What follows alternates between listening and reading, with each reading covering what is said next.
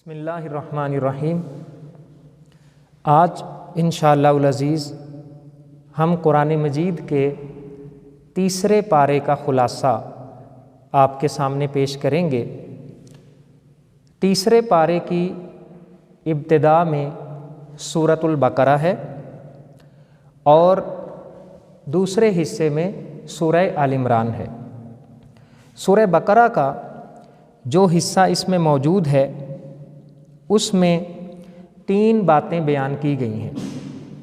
Number 1، 2 قرآن مجید کی بڑی آیتیں اس حصے کے اندر آئی ہیں۔ نمبر 2 نبیوں کا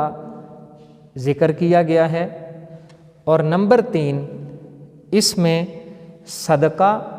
اور سود کے متعلق تفصیلات موجود ہیں۔ پہلی چیز کہ اس میں 2 بڑی آیتیں، یعنی ایک آیت الکرسی اور دوسری آیت مداینہ ہے۔ آیت الکرسی وہ قرآن مجید کی آیت ہے جس کی بہت زیادہ احادیث میں فضیلت بیان کی گئی ہے، اور اس آیت مبارکہ میں اللہ تبارک و تعالیٰ کا 17 ٹائمز 17 مرتبہ ذکر آیا ہے۔ اسی طرح جو آیت مداینہ ہے یہ قرآن مجید کی مقدار کے اعتبار سے، یعنی لینتھ کے اعتبار سے دیکھیں تو یہ قرآن مجید کی لمبی آیت ہے، اور اس آیت میں قرض اور تجارت کے احکامات بیان کیے گئے ہیں۔ اسی طریقے سے دوسری چیز کہ اس میں 2 نبیوں کا ذکر، یعنی حضرت ابراہیم علیہ السلام، ان کا اللہ تبارک و تعالیٰ کے بارے میں جو نمرود سے مباحثہ ہوا تھا اس کو بیان کیا گیا ہے، اور دوسرے نبی حضرت عزیر علیہ السلام کہ جن کو اللہ تبارک و تعالیٰ نے موت دے دی اور پھر وہ 100 سال تک سوئے رہے، اور 100 سال کے بعد انہیں دوبارہ زندگی دی۔ ان 2 نبیوں کا ذکر بھی اس میں موجود ہے۔ تیسری اہم چیز صدقہ اور سود کے متعلق تفصیلات ہیں۔ بتایا گیا کہ یمحق اللہ الربا ویربی الصدقات، اللہ تبارک و تعالی سود کو مٹاتا ہے اور صدقات کو بڑھاتا ہے۔ یعنی بظاہر صدقہ دینے سے لگتا ایسے ہے کہ مال کم ہو رہا ہے، لیکن حقیقت یہ ہے کہ صدقے سے مال کم نہیں ہوتا بلکہ مال بڑھتا ہے، اور اس کے اندر اللہ تبارک و تعالیٰ کی طرف سے برکت شامل ہو جاتی ہے۔ اس کے بعد دوسرا حصہ اس پارے کا سورہ آل عمران کا جو ابتدائی حصہ ہے اس پر مشتمل ہے، اور اس میں 4 باتیں بیان کی گئی ہیں۔ نمبر 1 تو سورہ بقرہ کی سورہ آل عمران کے ساتھ مشابہت ہے۔ نمبر 2 اللہ تبارک و تعالیٰ کی قدرت کے اس کے اندر 4 قصے بیان کیے گئے ہیں۔ نمبر 3 اہل کتاب سے مناظرہ، مباہلہ اور مفاہمہ یہ ایکسپلین کیا گیا ہے، اور چوتھے نمبر پہ تمام سابقہ انبیاء کرام سے ایک عہد لیا گیا ہے جسے میثاق کہتے ہیں۔ اس دوسرے حصے میں یعنی سورہ آل عمران میں یہ 4 باتیں بیان کی گئی ہیں۔ اب ہم ان چاروں کو 1 بائی 1 دیکھتے ہیں۔ پہلی بات کہ سورہ البقرہ کی سورہ آل عمران کے ساتھ مشابہت کیسے ہے، تو وہ اس طرح سے ہے کہ سورہ بقرہ کے اندر بھی اہل کتاب کا ذکر ہے اور سورہ آل عمران کے اندر بھی اہل کتاب کا ذکر ہے، لیکن فرق یہ ہے کہ البقرہ کے اندر یہود پہ فوکس کیا گیا ہے، لیکن آل عمران کے اندر روئے سخن یا موضوع خطاب نصارہ کو بنایا گیا ہے۔ دوسری بات کہ اللہ تبارک و تعالیٰ کی قدرت کے 4 اہم قصص اس حصے میں بیان کیے گئے ہیں، جن میں سے پہلا جو ہے وہ بدر کی جنگ کا واقعہ ہے، جس میں 313 مجاہدین نے اللہ تبارک و تعالیٰ کی مدد اور نصرت سے کفار کے 1000 کے لشکر کو شکست دے دی۔ دوسرا واقعہ حضرت مریم علیہ السلام کا ہے کہ جن کے پاس بے موسم پھل آیا کرتے تھے، اور ان سے حضرت زکریہ علیہ السلام نے پوچھا کہ یہ کہاں سے آئے ہیں،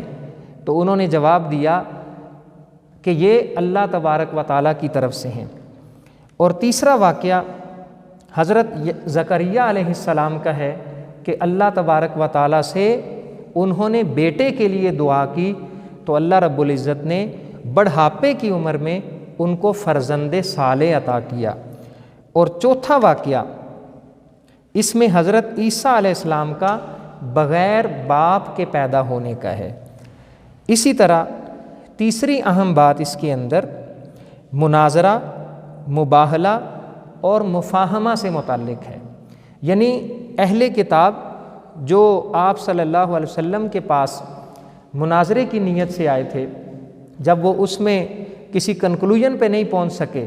تو پھر ان کو یہ دعوت دی گئی کہ چلیں ہم مباہلہ کا طریقہ اختیار کرتے ہیں۔ مباہلہ یہ تھا کہ ہم خشوع خضوع سے اللہ تبارک و تعالیٰ سے دعا کریں گے، اور ہم اپنے اہل و عیال کو بھی ساتھ لے آتے ہیں، پھر ہم اللہ کی بارگاہ میں دعا کرتے ہیں۔ تو تم بھی اللہ کی بارگاہ میں دعا کرو، ہم بھی اللہ کے حضور دعا کرتے ہیں، اور جو جھوٹا ہوگا اللہ تبارک و تعالیٰ کی اس پہ لعنت ہوگی اور وہ یوں تباہ ہو جائے گا۔ لیکن وہ اس بات پہ ایگری نہ ہوئے، اور پھر مفاہمہ کی صورت اختیار کر لی گئی اور کہا گیا قُلْ يَا أَهْلَ الْكِتَابِ تَعَالَوْا إِلَىٰ كَلِمَةٍ سَوَاءٍ بَيْنَنَا وَبَيْنَكُمْ أَلَّا نَعْبُدَ إِلَّا اللَّهُ، کہ اگر تم یہ نہیں مانتے تو چلو ہم اس کامنیلٹی کی طرف آتے ہیں، ہم اس مشترک بات کی طرف آتے ہیں کہ تم بھی اللہ پر ایمان رکھتے ہو، ہم بھی اللہ پر ایمان رکھتے ہیں، تو اللہ نعبد الا اللہ، کہ ہم اللہ کے سوا کسی اور کی عبادت نہیں کریں گے۔ اس کے بعد چوتھی اہم چیز کہ انبیاء کرام سے عہد لیا گیا، انبیاء کرام سے وعدہ لیا گیا کہ جب تمہاری طرف میرا آخری نبی آ جائے گا تو تم اس پر ایمان لاؤ گے اور ساتھ اس کی مدد بھی کرو گے۔ تو یہ اس پارے کے اندر اہم نکات ہیں، اس کے اہم مضامین ہیں۔ اب ہم یہ دیکھتے ہیں کہ ان میں اختصار کے ساتھ ہمارے لیے کیا لیسن ہے، ہمارے لیے کیا رہنمائی ہے، ہمارے لیے کیا نصیحت ہے، اور ہماری عملی زندگی کے ساتھ اس کا کیا ریلیونس بنتا ہے۔ تو سب سے پہلی چیز یہ کہ آیت الکرسی جس کی بہت زیادہ فضیلت بیان ہوئی ہے، تو کوشش کریں کہ جیسے فرض نمازوں کے بعد پڑھنی چاہیے، رات سونے سے پہلے پڑھنی چاہیے، اور باقی جو مواقع ہیں جو احادیث میں مذکور ہیں تو ہم اپنے معمولات میں آیت الکرسی کو شامل کر لیں۔ اسی طرح دوسری اہم بات یہ کہ